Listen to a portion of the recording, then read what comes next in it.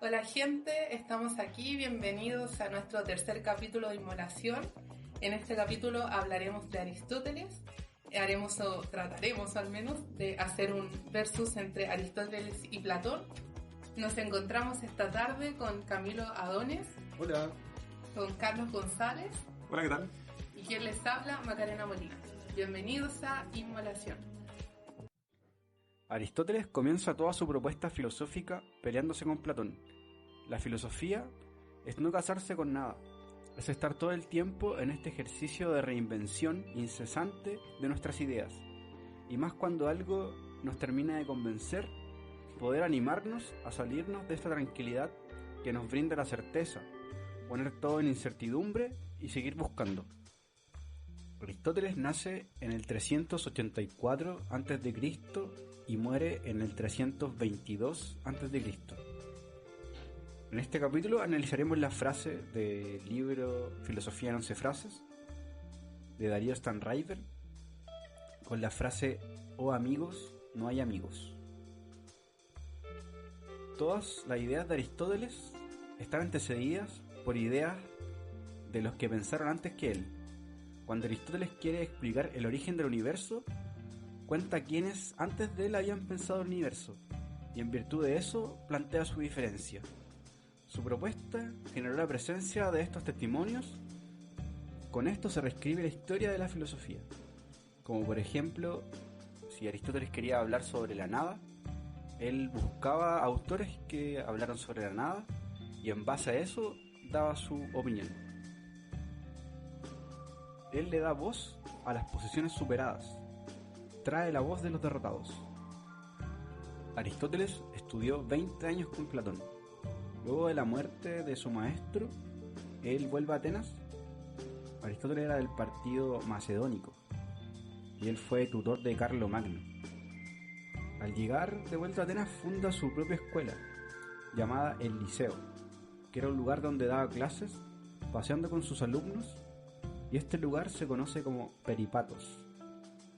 Aristóteles, antes que Descartes, introduce el método, que es un dispositivo para emprender cualquier tipo de lectura filosófica. Este método es la lógica. Aristóteles es un pensador lógico en su manera de exponer y crea las redes conceptuales que utilizamos en nuestra actualidad. En una realidad ordenada están los que están adentro y están los que se quedan afuera. Están los que ganan y los que pierden. Están los que ejecutan las órdenes y están quienes las cumplen. En Aristóteles, el ordenamiento de la realidad excede los temas políticos. Hablamos de un ordenamiento ontológico. La lógica es una manera en la que está estructurada el pensamiento, en la que todos estamos arrojados. Todos nosotros pensamos lógicamente. Por suerte nos damos cuenta de que todo no es lógico, y eso abre pensar que hay algo más.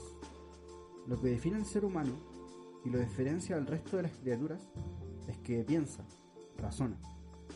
Y esto que llamamos pensar para Aristóteles tiene reglas. No pensamos de cualquier modo. Para Aristóteles hay condicionamientos que distorsionan nuestro pensamiento, como por ejemplo el género, el sexo, el deseo, el hambre. La lógica del razonamiento: mientras más máquinas pensemos, más puro será el razonamiento. El problema es que el ser humano tiene un cuerpo y una historia. La lógica aristotélica se llama silogismo, que es una figura lógica donde hay dos premisas y una conclusión. Por ejemplo, si A es B y B es C, ¿cuál sería la conclusión? Que A es C. La conclusión está implícita en la premisa. La revolución moderna rompe con este paradigma. Después se ve en Descartes, que toma este pensamiento de la novedad. El pensamiento de la época busca desplegar, mostrar, analizar, desarrollar una totalidad que ya está implícita. Aristóteles, cuando explica la astronomía, dibuja el mundo. Entonces, Vamos a subir un dibujo donde podemos ver este análisis, donde se ve que está el universo, en medio está la Tierra y al lado está la Luna. Lo que está arriba de la Luna es lo sublunar y lo que está abajo de la Luna se llama supralunar. ¿A qué quiso llegar Aristóteles con este pensamiento? Es dar una limitación, es hasta dónde llega el universo. Eso nos preguntamos nosotros, ¿el universo tiene un límite? Para Aristóteles en esa época, no. Pensar de esta forma es más tranquilizante. Después este pensamiento lo toma Ptolomeo en el siglo I y después la iglesia lo compra hasta que llega Copérnico a votar este paradigma. Un ejemplo de la lógica de Aristóteles es: si está nublado, entonces va a llover. La conclusión de esto sería que uno se va a mojar. Otro ejemplo es: si todos los porteños de Valparaíso son chilenos, todos los chilenos son latinoamericanos. En conclusión, todos los porteños de Valparaíso son latinoamericanos. También dentro de esta lógica pueden ser que sean verdadero, verdadero, falso, o verdadero, falso, verdadero. Hay muchas formas de lógica de Aristóteles. Son 256 y 64 son válidas. Desde esta obsesión por la lógica, por la pureza del pensamiento, por la rigurosidad de la argumentación, Aristóteles se pelea con Platón. Platón, al escribir la República, se contradice después en las leyes de Platón. Así que si les interesa, podrían leer esos dos libros y analizarlos. Aristóteles le cuestiona a Platón la duplicación inocua de dos mundos. Ya tenía un mundo para explicar y él lo explica creando otro mundo. Entonces con eso tendrían dos problemas. Hay que explicar el mundo de acá sin irse de acá. Eso dice Aristóteles. ¿Y qué es el acá? La metáfora platónica no lo convence. Basta de metáforas. Esto es filosofía, no es arte. Para Platón, la filosofía tiene más de arte, de literatura, que de ciencia. Pero para Aristóteles, la filosofía es la madre de todas las ciencias, lo más parecido a un manual de matemáticas. Para Aristóteles tiene que haber un origen, un primero. Con esto saca la teoría más famosa, que es la metafísica. Meta significa en griego más allá, y física viene de physis, que es naturaleza, lo natural. Eso quiere decir más allá de la naturaleza, lo que está por debajo de la naturaleza, el fundamento de algo. Hay una historia para explicar por qué se llamó metafísica a la metafísica.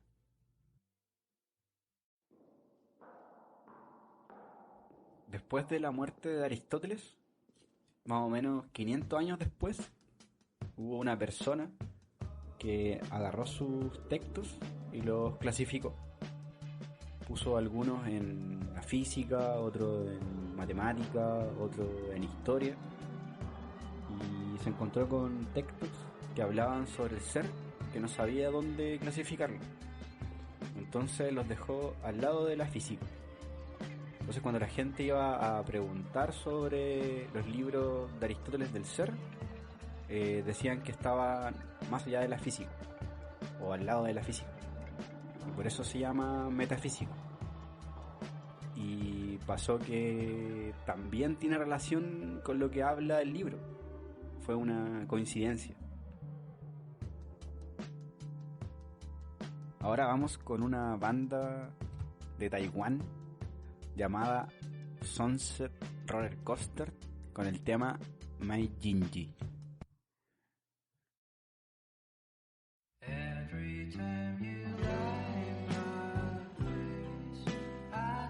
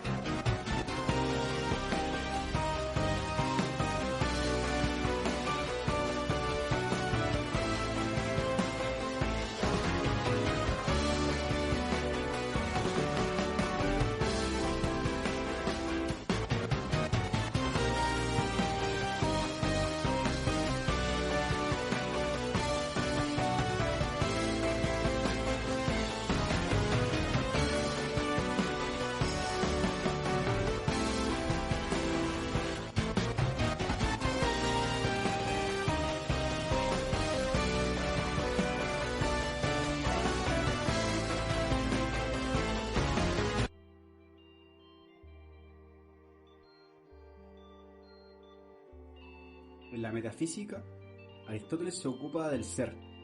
El lenguaje habla de las cosas. El ser se dice de muchas maneras.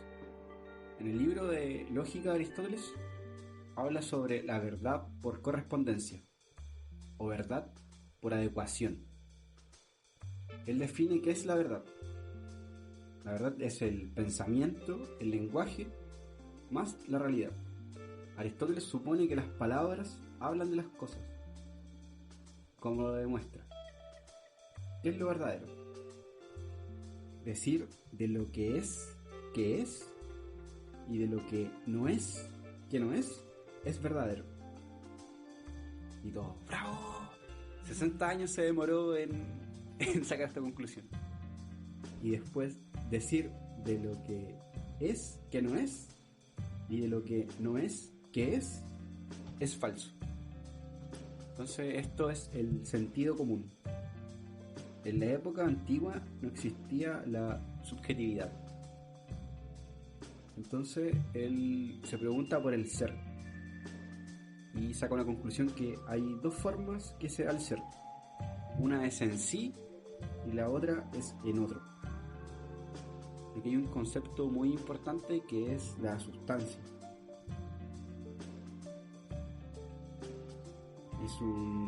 Es un término nuevo incluido por Aristóteles. Habla que la sustancia está rodeada de atributos. Substancia en latín significa substare, que es lo que está por debajo de lo que está. Es lo esencial, lo sustancial. Este es el ser en sí. Un ejemplo es la sustancia de Sócrates, es que es pelado, que es filósofo, que vive en Atenas, que fue maestro de Platón. Eso es la sustancia, es una característica. Por ejemplo, ¿es sustancial a Macarena tener el pelo largo? ¿Sí o no? No es sustancial. Si a la Maca le cortamos el pelo y la dejamos pelada, va a seguir siendo Macarena. O si a la Maca es una operación y se transforma en hombre, ¿cachai? Igual va a seguir siendo Macarena. La sustancia no va a cambiar. ¿Y qué define a cada uno? Aquí hay una pregunta que hicimos en el primer capítulo, que fue la identidad. ¿Qué nos define? ¿Qué se repite en lo mismo? Identidad viene de idem, que es igual. En comparación a Aristóteles, la sustancia de Platón era que las cosas son lo que son porque son copias de una matriz o idea que está en otro mundo, que es perfecta.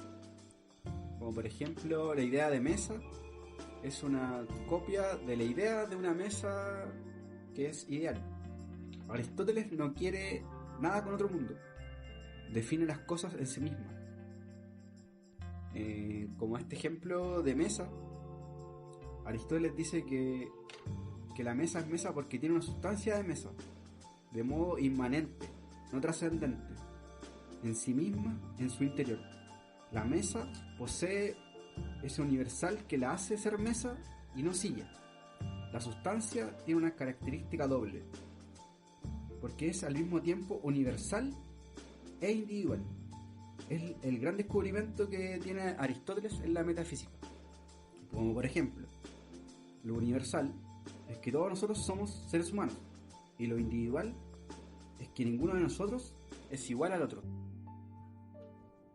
Gente, yo les voy a revelar uno de los misterios que circundan en Inmolación. Cuando con Carlos y Camilo decidimos juntarnos a tirar el rollito de la filosofía y hablar un poco sobre estos autores, basamos nuestro trabajo en el libro de Darío Zeta que se llama Filosofía en 11 frases. En este capítulo, como hablamos de Aristóteles, tomamos la frase "oh amigos, no hay amigos". Esto es curioso dentro del pensamiento de Aristóteles, ya que Aristóteles, dentro de este pensamiento, como mencionó Camilo, era sistemático, cuidador de las formas, los razonamientos, e intentaba depurar los modos incorrectos del razonamiento. Vamos a dejar esta frase ahí en el tintero, un poquito ahí remojando, y les voy a hablar acerca de las formas de amistad según Aristóteles. Estos salen en el libro de la Ética a Nicómaco, en el libro 8. Bueno, la primera es la amistad de utilidad. Esta no es por afecto, sino porque ambas personas reciben algún beneficio de esta situación. Esta no es permanente, se deshace cuando los beneficios se agotan y es más común en adultos. Después viene la amistad accidental. Esta está basada en el placer. Es más común entre los jóvenes, cuando el placer está más a flor de piel. Suele ocurrir entre amigos que participan en alguna actividad juntos. Por ejemplo, no sé, nos juntamos a ir a la iglesia los domingos, o no sé, nos juntamos con los chiquillos a beber una chelita por ahí. Y esta amistad cesa cuando los gustos cambian. Y la otra es la amistad de lo bueno. Es la apreciación de lo bueno y lo virtuoso de la vida. En realidad no se tiene una razón para sacar provecho dentro de este tipo de amistad. Son relaciones que duran toda la vida siempre y cuando haya bondad en estas personas que deciden tomar este tipo de vínculos. Ya, volviendo a esta frase que dejamos en el tintero de Darío Zeta, y bueno, que la toma Aristóteles, o amigo no hay amigo. Aristóteles define, muestra la amistad como alteridad inmanente en sí mismo y en la mismicidad, un devenir otro de lo mismo. Pero ¿qué quiere decir con eso? En verdad está muy complejo todo esto. Así que yo tomé una frase de Atahualpa Yupanqui, que es un cantautor, guitarrista, poeta y escritor argentino, y lo dicen, trata de explicar lo que dice Aristóteles de una manera un poco más simple. Dice: un amigo es uno mismo, pero con otro cuerpo. Oh amigo, no hay amigo. Al afirmar amigos, o sea, a alguien le digo amigo y luego le digo no hay amigos, esto es lo que conocemos como una paradoja. ¿Qué quiso decir Aristóteles con esto? La amistad supone una relación de singularidad, puesto que no existe una estructura comparable con esto, y a la vez sí, puesto que la amistad recoge elementos de distintos tipos de relaciones. Por ejemplo, en la amistad particularmente, en la amistad de lo bueno, como dije anteriormente, existe amor, una categoría de orden aristotélico que Aristóteles sistematiza. Entonces, hay elementos que contiene la amistad, pero que no son ese elemento propiamente. Como así también la amistad con lo que podría ser la enemistad. Por ejemplo, podría yo recibir de alguien un comentario negativo, alguien que me diga, ¿sabéis qué, Maca? No me gusta cómo me estáis diciendo las cosas, porque te enojas y lo dices mal. Quizás lo más probable es que yo distinga a esa persona como un enemigo, pero luego puedo ir a mi casa, en la micro, y replantearme esta idea, estas conductas, buscar cómo mejorar. Entonces ese, quien yo llamo enemigo, se convierte en un amigo, porque me hace cuestionarme las cosas, me hace plantear una nueva forma de crecimiento. Ahora iremos con una canción de la artista argentina Simona, la cual se titula Bali. Su sonido es como un viaje por los recovecos de la virtualidad, los espacios sin sentido y el exceso actual de comunicación. Esto con una pizca de pop y medio perreo. El amor y desamor en los tiempos de filtros y dopamina instantánea.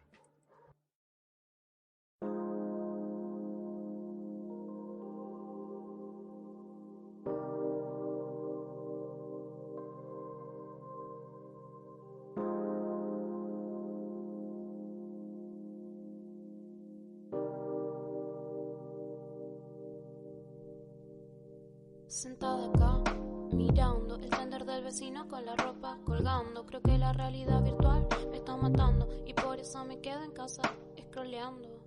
Beso mi reflejo, no me miro en el espejo. Siento todo lo que dejo, siento todo lo que dejo.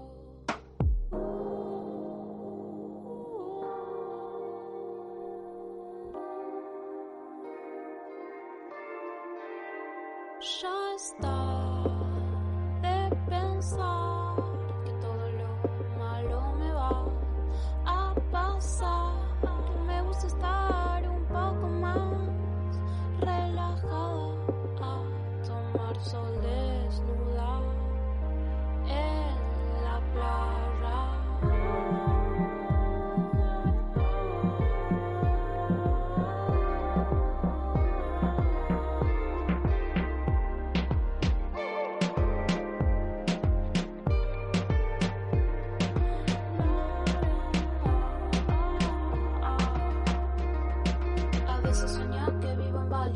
salgo con mi perro a correr por ahí.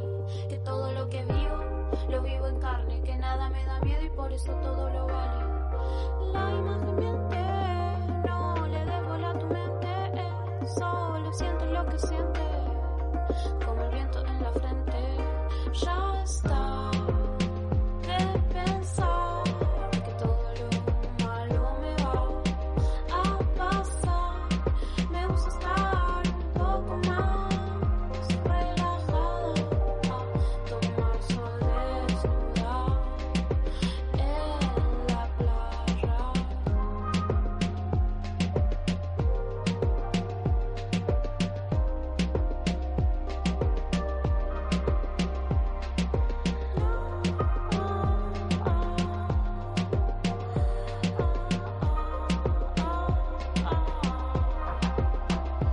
Ya está de pensar que todo lo malo me va a pasar. Me gusta estar un poco más relajada, a tomar sol desnuda en la playa.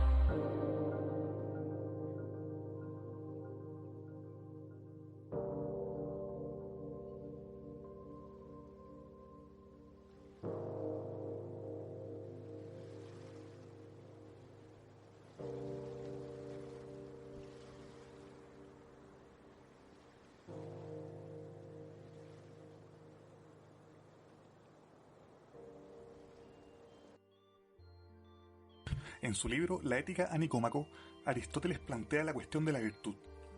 ¿Cómo debo actuar? La motivación de esta filosofía moral está enfocada en un buen vivir. Me gustaría hacer un nexo antes de continuar con esto del buen vivir, ya que me recuerda a la noción de lo que en quechua se pronuncia umak kausai, que se traduce algo así parecido a buen vivir. En verdad se trata de una visión a rasgos generales compartida por diversas culturas originarias de Latinoamérica, que enfatiza la no distinción entre naturaleza y humanidad. Contrario a nociones donde el interés mercantil prevalece sobre el reconocimiento y cuidado a lo que no es el individuo buscando satisfacerse, este buen vivir le otorga a las personas un rol sujeto a su entorno. Se resalta la importancia de la convivencia entre seres diversos y plurales. El biocentrismo, concepto tomado de la ecología profunda, caracteriza un poco esta noción que busca minimizar el impacto humano sobre el planeta y pone en primer lugar la valorización de la vida en coexistencia de las especies. El cambio de contexto para la actividad humana que ha significado la tecnología es exponencial en sus repercusiones, y lo que pudo significar buen vivir hace 200 años atrás, o tal vez 1000 años atrás, más cercano aún a lo salvaje, sucumbe ante las facilidades de las que desconocemos u obviamos sus efectos sobre el entorno. ¿Es posible lograr un buen vivir desde la ignorancia de nuestra codependencia? Volviendo a Aristóteles, similar a Sócrates, también plantea el conocimiento como algo fundamental para lograr acercarnos hacia la virtud, que es la piedra caliza de la felicidad. Mediante su obra no pretende estipular criterios sobre cómo actuar, así de una forma rígida, sino más bien dejarlo a juicio del individuo. Quiere entender lo que facilita vivir de manera correcta.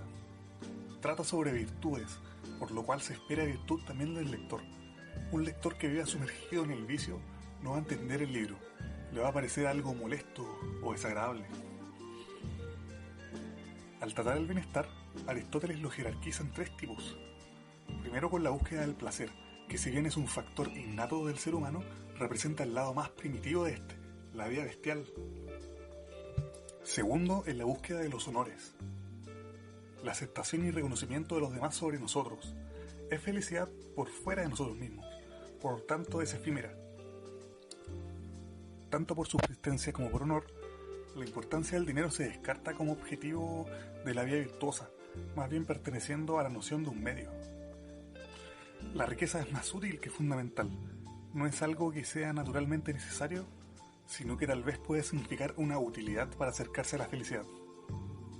Finalmente, en tercer lugar de esta jerarquización está la felicidad mediante la contemplación, la autonomía que permite vivir según la razón y en virtud, utilizando al logos como guía para lograr vislumbrar cuál es el fondo de estar bien y tener una buena vida. La acción debe apuntar al bienestar. Más específicamente la palabra sería eudaimonía, que representa algo así como el ejercicio virtuoso de lo específicamente humano, virtud de la acción conforme a la razón o logos. La virtud se desarrolla de una forma no predeterminada en la persona, es más bien un hábito que se cultiva en base a la voluntad propia. O sea, está en disposición el individuo regulado por su propia razón, o en este caso, el logos, comprendido como un conocimiento de carácter universal. Podemos distinguir dos tipos de virtud: la virtud moral, que está correspondida con los fines, y la virtud intelectual, que está relacionada con los medios. Y es que el autor divide al conocimiento en dos formas distintas. El conocimiento necesario, más bien referido hacia las cosas que no cambian. Aquí pertenecen las formas de saber más cercanas a la física o las matemáticas, que basan su conocimiento o objeto de estudios en objetos abstractos que no cambian. Por otro lado, el conocimiento contingente es más cercano a la sabiduría práctica, como por ejemplo los artesanos de Sócrates, donde la acción humana determina las múltiples posibilidades en las que las cosas pueden generarse. Entre ambos extremos, tanto sea virtud y vicio, se encuentran la continencia y la incontinencia. La primera es un proceso de resistencia frente al estímulo placentero. Incontinencia, por otra parte, se rinde ante el placer, es más bien hedonista. Aristóteles es un filósofo de los puntos medios. Trata sobre buscar una templanza en las propias acciones, placer y privación. Cuando actuamos en el mundo, estamos respondiendo ante una situación, pero ¿cuál será la respuesta correcta ante una situación particular? Aristóteles aduce que la respuesta ante esta cuestión se encuentra en el punto medio entre virtud y placer. Los actos moralmente importantes son guiados por la voluntad. Sin embargo, existen medios para llevarlos a cabo, y aquí surge la complementariedad entre el conocimiento necesario y el contingente. Es que la virtud moral, sin virtud intelectual, carece de medios para plasmar el deseo en el mundo de lo práctico. Virtud intelectual, sin virtud moral, engendra individuos perversos, que bajo la finalidad de realizar sus voluntades, no median consecuencias sobre los demás. Aristóteles reconoce el peligro que significan las pasiones más oscuras del ser humano y la interferencia sobre la conducta virtuosa esperable de los ciudadanos. Aquí propone la estipulación de leyes que obliguen a los ciudadanos a comportarse virtuosamente en riesgo de duros castigos. La educación es el medio no coactivo para formar buenos ciudadanos, inculcando el amor a la justicia y la verdad. Presentamos Canto del Macho Anciano por la banda chilena 8 Bolas.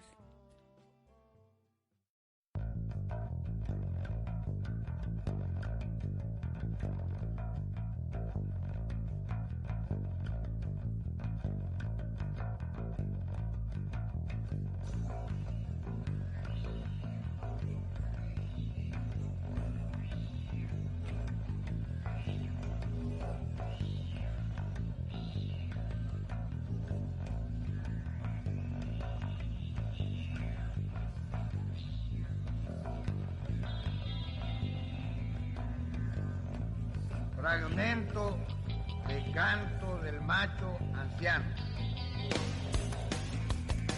Viviendo del recuerdo, amamantándome del recuerdo, el recuerdo me envuelve y al retornar a la gran soledad de la adolescencia, padre y abuelo, padre de innumerables familias, rasguño los rescoldos y la ceniza helada agranda la desesperación en la que todos están muertos entre muertos y la más amada de las mujeres retumba en la tumba de truenos y héroes labrada con palancas universales o como grabando. ¿En qué bosques de fusiles nos esconderemos de aquestos pellejos ardiendo? Porque es terrible el seguirse a sí mismo cuando lo hicimos todo, lo quisimos todo, lo pudimos todo y se nos quebraron las manos y los dientes mordiendo hierro con fuego. Y ahora, como se desciende terriblemente de lo cotidiano a lo infinito, ataúd por ataúd, desbarrancándonos como peñascos o como caballos mundo abajo, vamos como extraños, paso a paso y tranco a tranco, pidiendo el derrumbamiento general, calculándolo a la sordina, y de ahí entonces la prudencia, que es la derrota de la ancianidad. Vacías restan las botellas, gastados los zapatos y desaparecidos los amigos más queridos. Nuestro viejo tiempo, la época y su vinete colosal e inexorable. Todas las cosas van siguiendo mis pisadas, ladrando desesperadamente, como un acompañamiento fúnebre, mordiendo el siniestro funeral del mundo, como el entierro nacional de las edades, y yo voy muerto andando, infinitamente cansado, desengañado, errado, con la sensación categórica de haberme equivocado en lo ejecutado, o desperdiciado, o abandonado, o atropellado al avatar del destino en la inutilidad de existir y su gran carrera despedazada. Comprendo y admiro a los líderes, pero soy el coordinador de la angustia del universo, el suicida que apostó su destino a la baraja de la excepcionalidad y lo ganó perdiendo el derecho a perderlo. El hombre que rompe su época y arrasándola le da categoría y régimen, pero queda hecho pedazos y a la expectativa. Rompiente de jubilaciones, ariete y símbolo de piedra, anhelo ya la antigua plaza de provincia y la discusión con los pájaros, el vagabundaje y la retreta polillada en los extramuros. Está lloviendo, está lloviendo, está lloviendo. Ojalá siempre esté lloviendo siempre. Y el vendaval desenfrenado, y yo soy íntegro, se asocia a la personalidad popular del huracán. A la manera de la estación de ferrocarriles, mi situación está poblada de adioses y de ausencia. Una gran lágrima enfurecida derrama tiempo con sueño y águilas tristes. Cae la tarde en la literatura y no hicimos lo que pudimos cuando hicimos lo que quisimos por nuestro pellejo. El aventurero de los océanos deshabitados, el descubridor, el conquistador, el gobernador de naciones y el fundador de ciudades tentaculares, como un gran capitán frustrado, rememorando lo soñado como errado y vil, o trocando en el escarnio celestial del vocabulario espadas por poemas, entregó la cuchilla rota del canto al soñador que arrastraría dentro del pecho universal muerto el cadáver de un conductor de pueblo con su bastón de mariscal tronchado y echando llamas. El borracho bestial, lascivo e iconoclasta, como el cíclope de Eurípides, queriendo y muriendo de amor, arrasándola a la amada en temporal de besos, es ya nada ahora más que un león herido y mordido de cóndor. Caduco en la república asesinada, y como el dolor nacional es mío, el dolor popular me horada la palabra desgarrándose, como si todos los niños hambrientos de Chile fueran mis parientes. El trágico y el dionisíaco naufragan en este enorme atado de lujuria, en angustia, y la acometida agonal se estrella la cabeza en las murallas enarboladas de sol caído. Trompetas botadas, botellas quebradas, banderas ajadas, ensangrentadas por el martirio del trabajo mal pagado. Escucho la muerte roncando por debajo del mundo, a la manera de las culebras, a la manera de las escopetas apuntándonos a la cabeza, a la manera de Dios, que no existió nunca.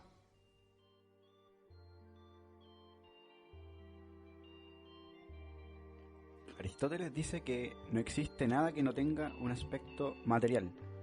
Material viene de madera. No existe nada en el mundo que no tenga materialidad.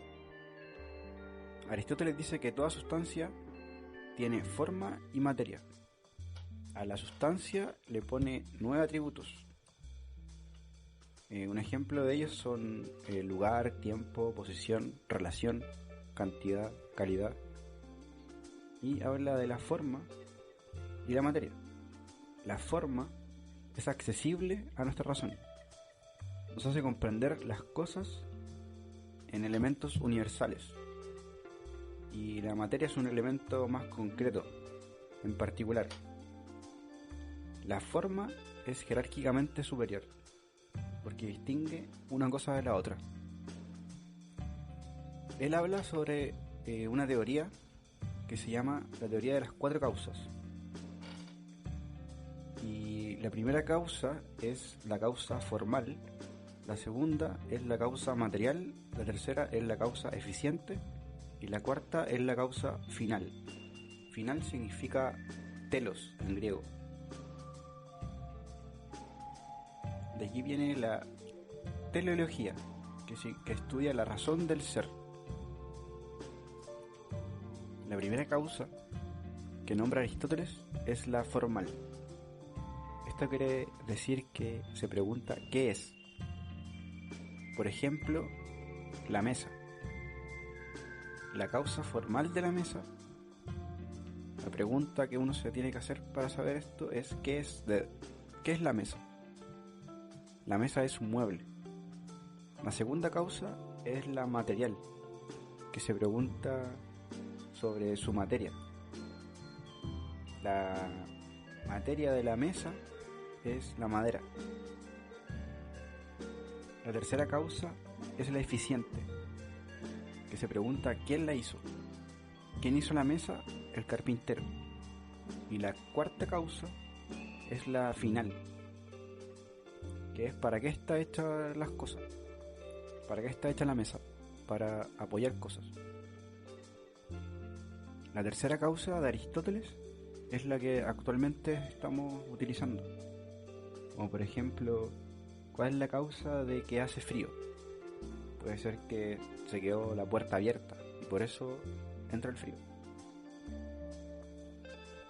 Aristóteles dice que todo lo que existe, existe para algo. Y la causa final del humano, en conclusión, responde que es ser feliz o realizarse como persona.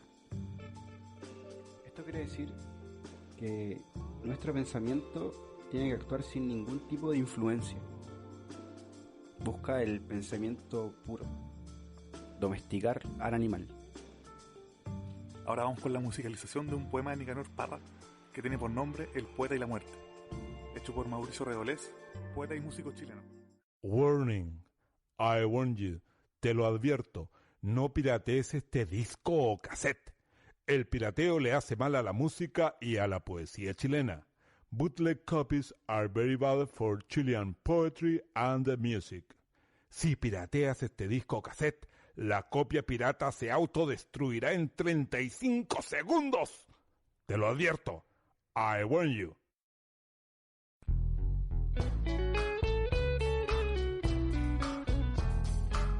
El poeta y la muerte. Nicanor Parra. Parra Nobel. Redolés. Idem. A la casa del poeta llega la muerte borracha. Ábreme, viejo, que ando buscando una oveja guacha. Estoy enfermo de fuego, perdóname, vieja lacha. Estoy enfermo de fuego,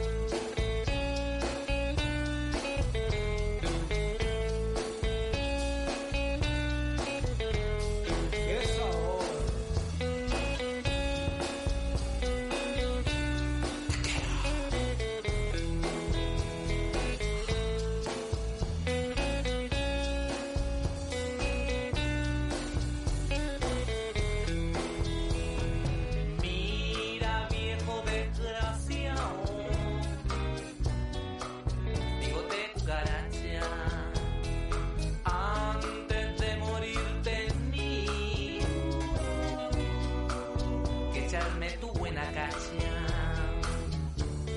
La puerta se abrió de golpe. Ya basta, vieja cucufa. Ella que se le pelota. Y el viejo que se lo enchufa. Que se lo enchufa. Era enchufado. Que se lo enchufa. No desenchufado. Que se lo enchufa. Que se lo enchufa. Que se lo enchufa.